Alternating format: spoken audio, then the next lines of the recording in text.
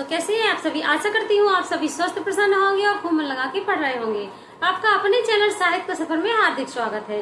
तो देखिए, समय आ गया है, अब खुद को आपको साबित करना है यदि, तो आपको ठोस कदम उठाने ही होंगे, क्योंकि जिंदगी हो या पढ़ाई हो, बिना मैनेजमेंट के बिल्कुल भी नहीं चलने वाली।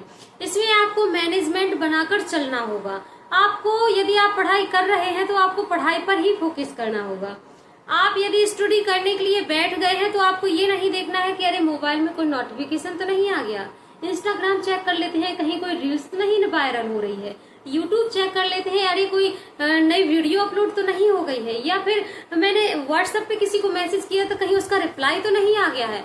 मतलब टोटल कहने का यही है कि आपको अपने मन को भटकाव से बचाना है, क्योंकि भटकाव में यदि आप आ जाते हैं तो आपका बहुत सा समय खराब हो जाता है।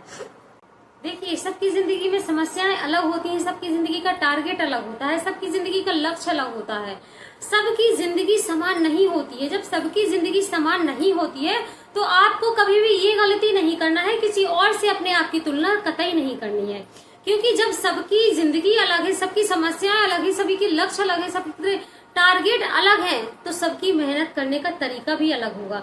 ये चीज आपको अपने आप के माइंड में बिठा कर रखनी है। देखिए, यदि आप ये सोचें कि सभी को तो कम मेहनत करने से भी इतनी बड़ी बड़ी चीजें, इतनी बड़ी बड़ी उपलब्धियां प्राप्त हो जा रही हैं, पर मुझे क्यों नहीं हो रहा है, तो भाई आपका टारगेट ही इतना अलग है, आपका टारगेट अलग है तो आपकी मेहनत भी अलग ही होगी। आपका टारगेट और ऊंचाइयों को प्राप्त करना है तो आपको मेहनत भी और अधिक करनी होगी। अपनी तुलना कभी भी किसी से बिल्कुल ना करें, क्योंकि ये यदि आप अपनी तुलना किसी और से कर रहे हैं तो इसका मतलब ये है कि आप अपने आप को डाउट में डाल रहे हैं, अपने आप पर ही आपको भरोसा नहीं है, आप अपने आप पर ही भरोसा बिल्कुल नहीं कर पा रहे हैं, आपको अपनी अपेक्षा दूसरों पर भरोसा है। ये आपको काम बिल्कुल भी नहीं करना है, क्योंकि देखिए, बिना मेहनत के ना तो पहचान बनाई जा सकती है और ना ही नाम। यदि आपको नाम बनाना है अपना इस दुनिया में कोई नाम आपको छोड़कर जाना है, अपने आगे आने वाली पीढ़ी के लिए आपको कुछ करके जाना है, तो आपको मेहनत अभी करनी होगी, इसी समय आपको मेहनत करनी होगी, क्योंकि आपको अपने आप को पहचान में लाना है। और पहचान ऐसे ही नहीं बन जाती, पहचान बनाने के लिए बहुत प्रयत्न करने पड़ते हैं, तब जाकर आपकी पहचान बन पाती है। और उसमें आई हुई समस्याओं से आपको बिल्कुल भी नहीं घबराना है। आपको कभी भी ये नहीं सोचना है कि मेरी ही जिंदगी में क्यों इतनी परेशानियां हैं। आपको हमेशा उन परेशानियों को ऐसे फेस करना है कि देखिए, जिसकी जिंदगी में जितनी अधिक कठिनाइयां आई हैं वह उतनी अधिक ऊंचाइयों पर पहुंच पाया है। तो आपकी पढ़ने के लिए आप किताब लेके बैठ जाते हैं, पर आप किताब लेने के साथ साथ मोबाइल को भी छोड़कर बैठिए, क्योंकि आज के टाइम में मोबाइल एक ऐसी चीज हो गई जिसको लोग छोड़ नहीं सकते। कुछ भी कर ले पर मोबाइल को नहीं छोड़ सकते, और ये मोबाइल हमारे लिए सबसे ज्यादा भटकाव का साधन बन गया है। आपको पढ़ाई करते समय मैं ये नहीं कहती कि मोबाइल से बिल्कुल दूरी बना लीजिए, क्योंकि आज के टाइम पे ये पॉसिबल नहीं है। कोई ऑनलाइन क्लासेस करता है तो कोई टेलीग्राम वगैरह पे यदि आप पीडीएफ देख रहे हैं, तो मैं ये कतई नहीं कहूंगी कि आप लोग मोबाइल से दूरी बना लें, पर आप मोबाइल का प्रयोग कुछ इस तरह से करिए कि ताकि आपको उसकी चीजें यूजफुल लगें। आपको अपना पढ़ाई का टाइम टेबल बनाना होगा। टाइम टेबल आपको कुछ ऐसा सेट करना है ताकि उससे आपको फायदा हो। आप लोग क्या करते हैं कि आप लोग पढ़ाई का टाइम टेबल बनाते तो हैं, लेकिन उसको जस्ट अपोजिट वे में बना लेते हैं। कहने का मतलब यही कि यदि 8 घंटे आपके पास है तो 8 घंटे तो आपको देना ही है भाई सोने के लिए, नहीं तो तबीयत खराब हो जाएगी, नहीं तो ये हो जाएगा वो हो जाएगा। क्योंकि वैज्ञानिक कहते हैं कि 8 घंटे की प्रॉपर नींद लेना हमारे लिए बहुत जरूरी है, तो आप उसको प्राथमिकता दे देते हैं। इसके बाद जो समय बचा है 4-5 घंटे काम करने के लिए भी चाहिए होता है, क्योंकि काम करना जरूरी है। बिना काम किए हम घर में सुकून से नहीं रह सकते हैं, तो काम करना भी जरूरी है। इसके बाद कुछ समय आप लोग दे देते हैं, यदि ऑनलाइन या ऑफलाइन कोचिंग कर रहे हैं तो उसके लिए समय दे देते हैं, पर वो पढ़ाई के अंतर्गत नहीं आ रहा, क्योंकि आप उस समय यदि कोचिंग कर रहे हैं तो आप उसको सीख रहे हैं, ना कि पढ़ रहे हैं। पढ़ना आपका जब कहलाएगा जब आप स्वाध्ययन करेंगे, आप अपने लिए समय निकालेंगे और आप अकेले में एकांत बैठकर पढ़ाई करेंगे, वो आपकी पढ़ाई लंबे समय तक चलने वाली होती है।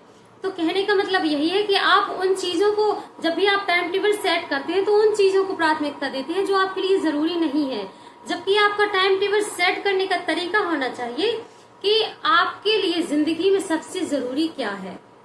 यदि आप सफल होना चाहते हैं, आप अपनी जिंदगी में आगे बढ़ना चाहते हैं, तो आपको प्रायोरिटी देनी है पहले नंबर अपनी पढ़ाई को। आप सुबह जितने बजे भी सो के उठते हैं तो आपको ये नहीं देखना है कि अब हम सोकर उठे हैं तो पहले नहा लें, तैयार हो जाएं, इसके बाद पढ़ने के लिए बैठे। नहीं, जैसे ही सोकर उठते हैं और यदि आपका मन कर रहा है कि आज मुझे पढ़ाई करनी चाहिए तो आप सीधी कॉपी उठाइए और पढ़ने के लिए बैठ जाइए। क्योंकि हो सकता है कि यदि आप और चीजों को समय देने लगे और चीजें करने लगे, जैसे कि आप सोचे कि चलिए पहले कुछ कर लेते हैं, पहले चाय पी लेते हैं या फिर पहले नहा लेते हैं, इसके बाद पढ़ाई करेंगे, तब तक हो सकता है कि आपका मन वहां पर डिस्टर्ब हो जाए और इसके बाद आपका पढ़ने का मन ना करे।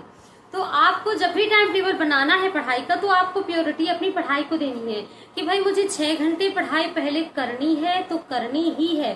क्योंकि अन्य काम तो मैं बाद में भी कर लूंगी, अन्य काम मैं आगे पीछे भी कर लूंगी, पर पढ़ाई मुझे पहले नंबर पे रखनी है क्योंकि इसी से मुझे सफलता मिलने वाली है, इसी से मेरा भविष्य संवरने वाला है। तो आपको प्राथमिकता अपनी योग्यता के अनुसार अपने उस विषय को देनी है जिस विषय में आपकी कमांड है। और सबसे जरूरी है आपको उस चीजों पर फोकस करना होगा जो आपके लिए भविष्य के लिए उपयोगी है, तभी आप आगे जाके सफल हो सकते हैं। देखिए, चूंकि मैंने पहले ही बताया कि आपको टाइम टेबल जब भी सेट करना है तो पहले आपको अपनी पढ़ाई को प्रायोरिटी देनी है। घर के अन्य कार्य आप बाद में भी कर सकते हो सकता है आप जल्दी स्पीड में करके उनको जल्दी से खत्म कर दें और उससे बचने वाला समय जो होता है आपके पास, उस समय में आप पढ़ाई के लिए अपना यूटिलाइज करें। क्योंकि ये समय जो है आपके लिए यही है। यदि आपको अपने आप को निखारना है तो आपको जो जिंदगी ने एक और मौका दिया है आपको इसे गंवाना नहीं है। आपको अपने आप को साबित करना है तो ये सुनहरा अवसर आपके पास है, ये लौटकर कभी नहीं आने वाला। क्योंकि जो वक्त निकल जाता है वो वक्त दोबारा कभी लौटकर नहीं आता है। हर चीज को हम वापस ला सकते हैं लेकिन निकला हुआ वक्त हम कभी वापस नहीं ला सकते हैं। तो अपने समय को खराब ना करिए, अपनी योग्यताओं को पहचानिए और आपको डरने की जरूरत नहीं है कि आगे क्या होगा क्या नहीं होगा। आप सिर्फ कर्म करते जाइए, फल की इच्छा अब आप बिल्कुल भी ना करिए। क्योंकि अभी तक आप कर्म करते आए हैं पर उसका फल नहीं मिला। अगर आप सफल नहीं है तो उसका फल अभी तक नहीं मिला, तो आप फल की इच्छा बगैर, मतलब कहने का ये कि आप बिना फल की इच्छा करे ही सिर्फ कर्म पर ध्यान दीजिए। यदि आपके कर्म अच्छे होंगे तो हो सकता है उस ईश्वर को आप पर जरा सी दया आ जाए और आप इस बार जब पेपर देने के लिए बैठे, जब पेपर देने के लिए उस सीट पर बैठेंगे तो एक बार उस ईश्वर का नाम जरूर ले लें और ये कहें कि मैं सिर्फ कर्म कर रहा हूँ, अब फल आपके हाथ में है। जो मेरी जिंदगी के लिए उपयोगी हो, जो मेरे लिए सार्थक है, वह काम आप करिएगा। और जब आप इस निस्वार्थ भावना से उस चेयर पर बैठेंगे, उस एग्जाम हॉल में बैठेंगे, तो वाकई में यकीन मानिएगा आपकी सच्चे दिल से की हुई प्रार्थना को ईश्वर जरूर स्वीकार करेगा। बस आपके कर्म निश्चल होने चाहिए, इसमें कोई बनावट नहीं होनी चाहिए। बनावटीपन आपको बिल्कुल भी नहीं दिखाना है। आप पढ़ाई कर रहे हैं तो आपको पढ़ाई ही करना है, फोकस आपका पढ़ाई पर होना चाहिए। ये नहीं कि आप किताब लेकर बैठे हैं, घंटों तक आप घर का कार्य छोड़कर बैठे हैं ताकि कोई ये ना कह दे कि भाई ये काम कर लाओ वो काम कर लाओ। और जब आप किताब लेकर बैठ जाते हैं तो काफी लोग तो डरते हैं उन किताबों से कि भाई पढ़ाई कर रही है, पढ़ाई कर रहा है अगला इंसान, उसको डिस्टर्ब नहीं करना चाहिए। तो अपने आप के साथ में आपको बिल्कुल भी धोखा नहीं करना है। आप यदि पढ़ाई कर रहे हैं तो प्रॉपर आपको वो समय पढ़ाई को ही देना है, अन्य कामों को आपको अपना समय बिल्कुल भी नहीं देना है। क्योंकि आप स्वयं के प्रति ईमानदार रहेंगे तभी आपके प्रति भगवान भी ईमानदारी बरतेगा।